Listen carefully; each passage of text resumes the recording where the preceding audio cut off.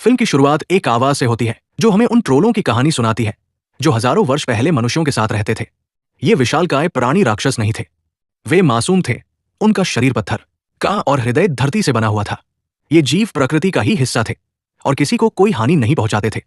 वे केवल सूर्य के प्रकाश से दूर रहते थे क्योंकि सूरज की रोशनी उन्हें पत्थर में बदल देती थी। इसी कारण वे मनुष्यों के साथ शांतिपूर्वक और सुख से जीवन बिताते थे। लेकिन फिर समय के साथ सब कुछ बदलने लगा। ईसाई धर्म फैलने लगा और लोगों को यह विश्वास हो गया कि यह संसार केवल मनुष्यों का है, ट्रोलों का नहीं।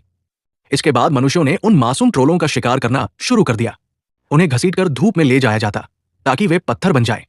पवित्र जल और गिरजाघरों की घंटियों की ध्वनि ट्रोलों के लिए असहनीय पीड़ा बन गई।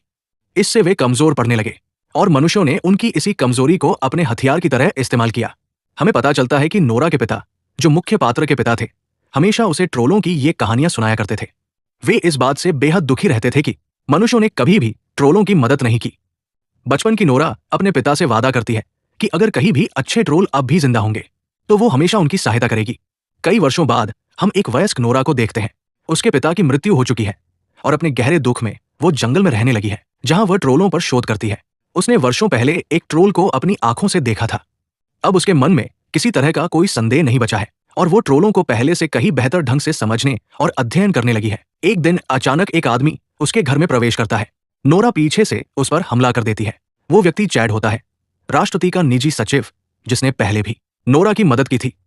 वो अब भी सरकार के लिए काम कर रहा है, लेकिन साथ ही वो ऐसे रास्ते खोजने की कोशिश कर रहा है जिनसे ट्रोलों की रक्षा की जा सके। चैड ने ये सारी बातें नोरा के पिता से ही सीखी थी कि ट्रोल न तो बुरे होते हैं और न ही राक्षस। चैड के पास एक बड़ा रहस्य होता है और इसी कारण वो नोरा को एक गुप्त प्रयोगशाला में ले जाता है। वहां उनकी मुलाकात प्रोफेसर लहरी से होती है। नोरा की तरह ही वो भी वर्षों से ट्रोलों पर शोध कर रहे होते हैं। इसी प्रयोगशाला में नोरा को एक चौंकाने वाला सच पता चलता है। नाजी काल के दौरान दिखाई देने वाला वही ट्रोल अब इसी प्रयोगशाला के भीतर कैद था। प्रोफेसर लहरी ने उस ट्रोल का नाम जेरी रखा हुआ था। वैज्ञानिक बताते हैं कि ये ट्रोल पिछले 100 वर्षों से गहरी नींद में सो रहा है। नोरा को यह भी पता चलता है कि शोध के लिए वैज्ञानिकों ने उस ट्रोल के शरीर के कुछ हिस्से काट दिए थे। ये सुनकर नोरा को गहरा क्रोध आ जाता है। उसे उस ट्रोल पर दया आती है। वो एक लिफ्ट के जरिए ऊपर जाकर ट्रोल के कान के पास पहुंचती है और चुपचाप, बिना किसी को बताए, उसके कान में एक कविता पढ़ती है। नोरा का प्रेम और उसकी भावनाएं ट्रोल पर असर डालती है और उसकी आंखें खुल जाती है। 100 वर्षों बाद जेरी जाग उठता है। खुद को बंधा हुआ देखकर वो क्रोधित हो जाता है। गुस्से में वो पूरी प्रयोगशाला को तहस-नहस कर देता है और नोरा की लिफ्ट को दूर फेंक देता है। हालांकि गिरने के बाद भी नोरा जीवित बच जाती है। ट्रोल खुद को आजाद कर लेता है, प्रयोगशाला से बाहर निकलता है और रास्ते में आने वाली हर चीज को नष्ट करता हुआ आगे बढ़ता है। वो घरों, मनुष्यों और गाड़ियों को बेरमी से कुचलता चला जाता है। एक दृश्य में बच्चे खेल रहे होते हैं। वही ट्रोल छत तोड़कर अंदर घुसता है और बच्चों को पकड़ लेता है। दूसरे ट्रोलों के विपरीत ये ट्रोल बेहद खतरनाक होता है। नोरा और उसकी टीम को इस सब की खबर मिलती है और वे उसे रोकने का निर्णय लेते हैं। नोरा की टीम राष्ट्रपति से मिलती है। राष्ट्रपति ट्रोल को मार देना चाहता है, लेकिन नोरा और चैड नहीं चाहते कि उसकी जान जाए। वे मिशन के लिए सहमति तो दे देते हैं, पर भीतर ही भीतर ट्रोल की रक्षा करने की योजना बना लेते हैं। इसी दौरान कैप्टन क्रिस से मुलाकात होती है, जो इस मिशन में शामिल हो जाता है। क्रिस और उसकी टीम यूवी लाइटों से लैस हेलीकॉप्टर तैयार करती है। उनका उद्देश्य ट्रोल को पत्थर में बदल देना होता है। उस रात जेरी अब भी लोगों को मार रहा होता है। क्रिस और दूसरी टीम के हेलीकॉप्टर ट्रोल को मारने के लिए उसकी ओर बढ़ते हैं। वे यूवी लाइटों से उसे कमजोर करने की कोशिश करते हैं, लेकिन इसका उस पर कोई असर नहीं होता। वे लोग ट्रोल को पत्थर में बदलने में असफल रहते हैं। हमले से ट्रोल इतना क्रोधित हो जाता है कि वो जमीन से एक बिजली का टावर उखाड़कर फेंक देता है। क्रिस के दोस्त का हेलीकॉप्टर उसकी चपेट में आ जाता है और उसके दोस्त की मृत्यु हो जाती है। ये देखकर क्रिस आग बुला हो जाता है। वो बदला लेना चाहता है और ट्रोल को मारने का निश्चय कर लेता है। तभी नोरा उसे समझाती है कि ट्रोलों को राक्षस मनुष्यों ने ही बनाया है। सब लोग पूछते हैं कि अब क्या किया जाए। नोरा कहती है, मेरे पास एक उपाय है। वो सबको एक विशाल गुफा में ले जाती है। वहां उन्हें पता चलता है कि जेरी के अलावा भी एक और ट्रोल है। ये ट्रोल दयालु है और वर्षों पहले नोरा उससे मिल चुकी थी। वो कई बार उससे मिलने आई है। वो उसका अच्छा मित्र है और अब नोरा जेरी को रोकने के लिए उसी की मदद चाहती है। नोरा उन्हें सच बताती है कि इन पहाड़ों में मनुष्यों ने सभी ट्रोलों को मार डाला था। केवल यही एक शिशु ट्रोल जीवित बचा था। पिछले 100 वर्षों में वो बहुत बड़ा हो गया। नोरा ने उसका नाम नेचर रखा था। नोरा ट्रोल को एक कविता सुनाती है और जेरी को रोकने के लिए उससे सहायता मांगती है। नेचर उसकी बात मान लेता है और जेरी से मिलने चला जाता है, लेकिन जेरी मनुष्यों से घृणा करता है और किसी की बात सुनने से इनकार कर देता है। वो जोर से पैर पटकता है, जिससे नेचर के नीचे की बर्फ टूट जाती है और वो नीचे गिर जाता है। ये देखकर नोरा बहुत दुखी हो जाती है और मान लेती है कि नेचर डूब गया। हम देखते हैं कि जेरी वहां से चलता हुआ दूर निकल जाता है। नोरा को एहसास होता है कि वो ट्रॉनहाइम की ओर जा रहा है, जहां कभी सेंट ओलाफ रहा करते थे। नोरा, चैड और उनकी टीम उसका पीछा करती है। सभी जानते थे कि सेंट ओलाफ की समाधि गिरजाघर में है, लेकिन कोई उसे खोज नहीं पाया था। वहां नोरा और चैड अपनी समझ और कौशल से एक चित्र में बने 3 निशान खोज निकालते हैं। ये दरवाजा खोलने की कुंजियां होती है। वे उन निशानों में डंडे लगाते हैं। दीवार घूमती है और भीतर उन्हें ओलाफ का शव मिलता है। उसके वस्त्रों में उन्हें एक चांदी की तलवार और एक पत्र मिलता है। उस पत्र का दूसरा आधा हिस्सा उसी प्रयोगशाला में था जहां जेरी को कैद करके रखा गया था।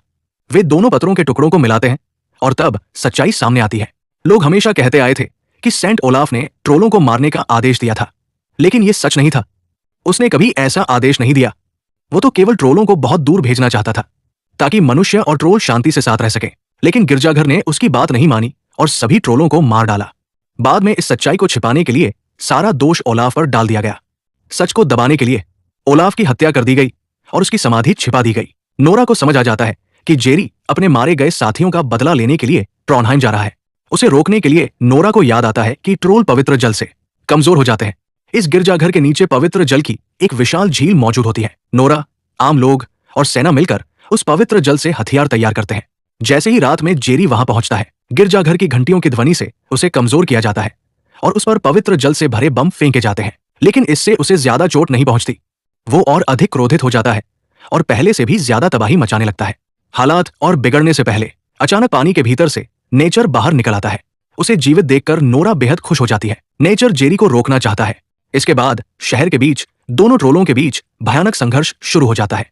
तभी नोरा के साथी बताते हैं कि पवित्र जल का असर तभी होगा जब वो उसके शरीर पर नहीं बल्कि सीधे उसके हृदय पर लगे।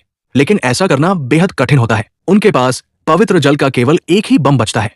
ट्रोल लगातार हिल रहा होता है, इसलिए उसके मुंह पर निशाना लगाना असंभव हो जाता है। तभी चैड एक बड़ा फैसला करता है। वो स्वयं को बलिदान करने का निश्चय करता है। उसकी योजना होती है कि वह बम लेकर सीधे ट्रोल के मुंह में कूद जाए। सब लोग बेहद दुखी हो जाते हैं, लेकिन यही एकमात्र रास्ता बचता है। चैड बम उठाता है और हेलीकॉप्टर से जेरी की ओर छलांग लगा देता है। वे बम को जेरी के मुंह में डालने की कोशिश करते हैं, लेकिन पहली बार में असफल हो जाते हैं। तभी चैड अपनी पत्नी को फोन कर अलविदा कहता है।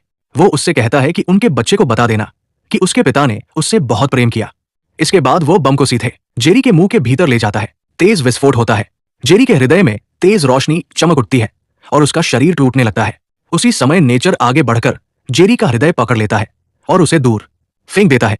जेरी मर जाता है और टीम जीत जाती है। हालांकि चैड की मृत्यु से नोरा और उसकी पूरी टीम गहरे शोक में डूब जाती है, लेकिन मानवता सुरक्षित बच जाती है। अंतिम दृश्य में कुछ महीनों बाद का समय दिखाया जाता है। चैड का बेटा जंग ले चुका होता है। टीम नोरा के घर मिलने आती है। तभी अचानक घर हिलने लगता है। नोरा बाहर देखती है और नेचर को अपनी ओर आते हुए देखती है। अब यह साफ हो चुका होता है कि मनुष्य समझ चुके हैं कि ट्रोल उनका दुश्मन नहीं है। नेचर लोगों की मदद भी करता है। वो अब छिपता नहीं बल्कि स्वतंत्र रूप से रहने लगा है। ट्रोल और मनुष्य एक बार फिर मित्र बन जाते हैं। कोई नहीं जानता कि यह शांति कब तक बनी रहेगी। आखिरी दृश्य में एक प्रोफेसर को प्रयोगशाला में एक छोटे ट्रोल के साथ दिखाया जाता है, जो धीरे धीरे बड़ा हो रहा होता है। फिल्म यही समाप्त हो जाती है और यह रहस्य बना रहता है कि वो उसके साथ आगे क्या करने वाला है। अगर आपको यह कहानी पसंद आई हो तो चैनल को सब्सक्राइब जरूर करें। ऐसी ही नई फिल्मों की पूरी कहानी और रोचक वीडियो सबसे पहले देखने के लिए बेल की घंटी दबाना न भूलें। आपका एक सब्सक्राइब हमारे लिए बहुत मायने रखता है। धन्यवाद।